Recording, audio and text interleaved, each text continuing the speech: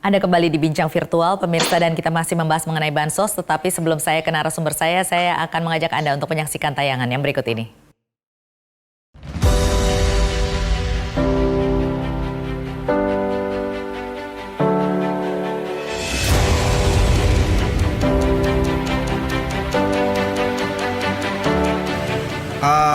Kalau bansos sih biasanya dapat dari ini ya, RT RW.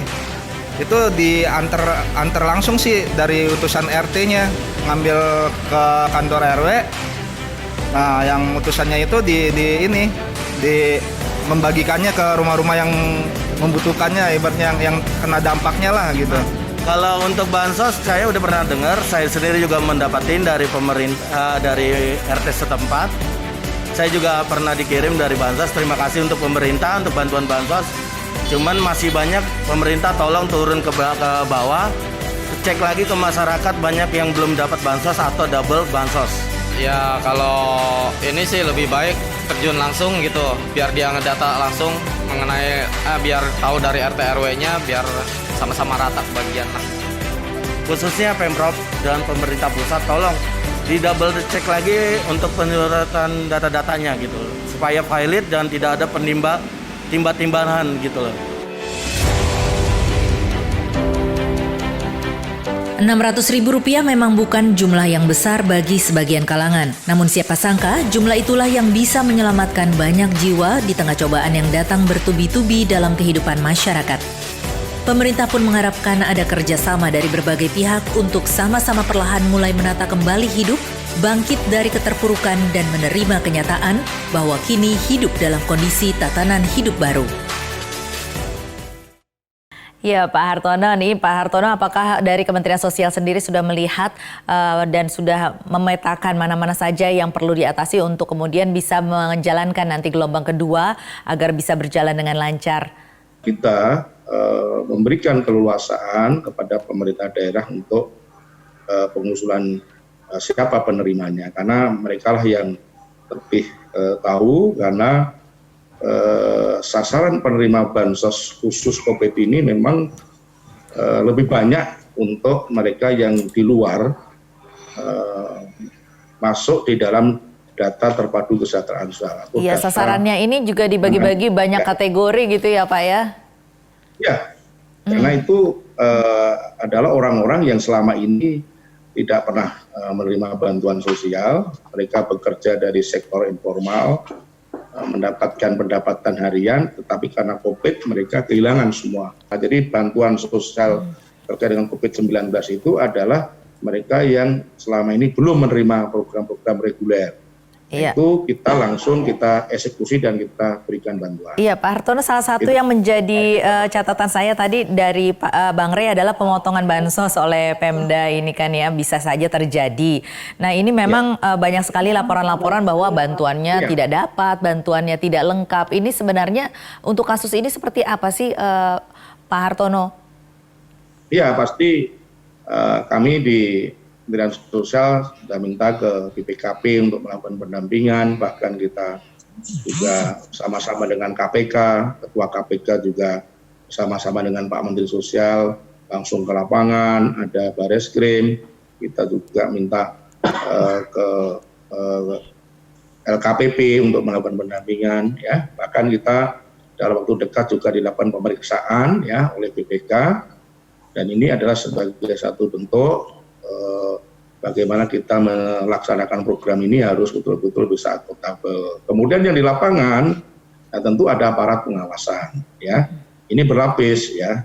Banyak juga masukan dari berbagai media, ya, kemudian dari lembaga terkait dengan masalah-masalah yang tentu masih terjadi di lapangan. Oke. Jadi masalahnya juga itu juga terkait dengan nilai bantuan. Jadi Pak Ade juga telah menyampaikan, jadi ada beberapa daerah yang mengatakan bansos untuk tunai itu yang 600.000 setiap bulan itu ada yang mengatakan itu terlalu besar. Mereka mengusulkan kalau bisa 200 misalkan, 200.000 per keluarga per bulan. Tapi karena ini kita sudah putuskan di dalam pembahasan yang cukup panjang, maka kita tetap ya menggunakan nilai 600.000, sama dengan bansos sembakonya. Gitu. Itu Mbak Tasya. Iya. Pak Hartono, Iya. bisa saya bertanya Pak Hartono ya? Nah, Siapa? kalau misalnya seperti terjadilah ya pemotongan-pemotongan yang menimbulkan misalnya kericuhan seperti di Mandailing Natal itu, Iya. ini sikap Depsos sendiri bagaimana Pak? Apakah itu semata-mata menganggap itu peristiwa hukum saja gitu, atau itu juga ada evaluasi dari Depsos ya untuk memastikan bahwa peristiwa yang seperti itu tidak boleh terjadi di masa yang akan datang gitu?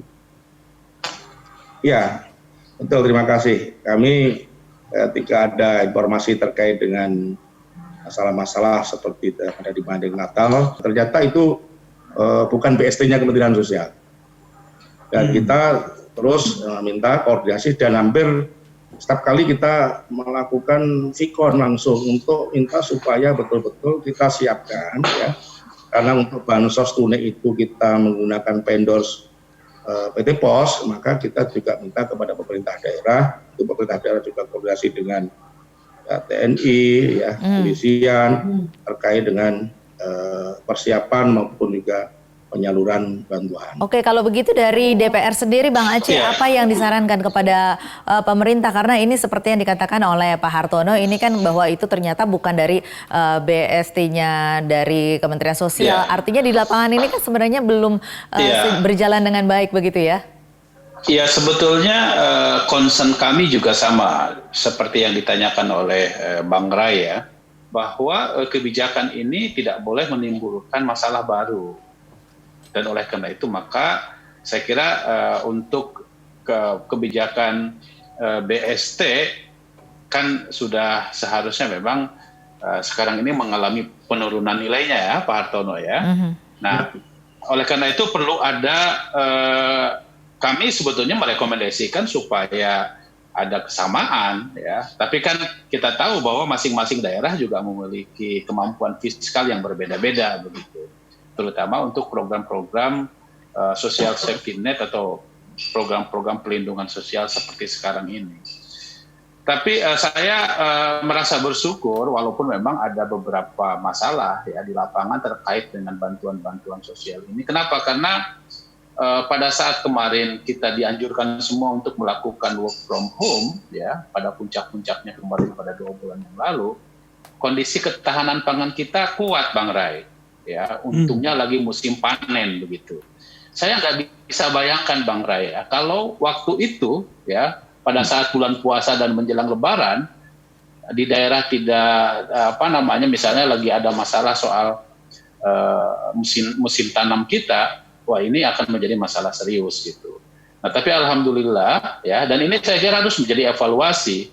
Oleh karena itu menurut saya ya, apa yang terjadi dengan gelombang pertama penyaluran bantuan sosial ini harus betul-betul dievaluasi sama. Iya, belum lagi ada nanti keluarga yang tadinya tidak miskin tetapi karena terdampak dari pandemi COVID-19 ini akhirnya menjadi masuk ke dalam kategori keluarga miskin yang harus mendapatkan bantuan tersebut. Baik, kita akan membahas hal ini. Satu hal yang sebetulnya kami dorong kepada pemerintah saat ini adalah buatlah sistem pemutakhiran data yang tidak berbelit-belit begitu. Baik, Bang Aceh, ditahan dulu sebentar Bang Aceh. Nanti mungkin sistem seperti apa nanti kita akan bahas lagi, tetapi bincang virtual akan kembali sesaat lagi pemirsa. Usai jeda berikut ini tetaplah bersama kami.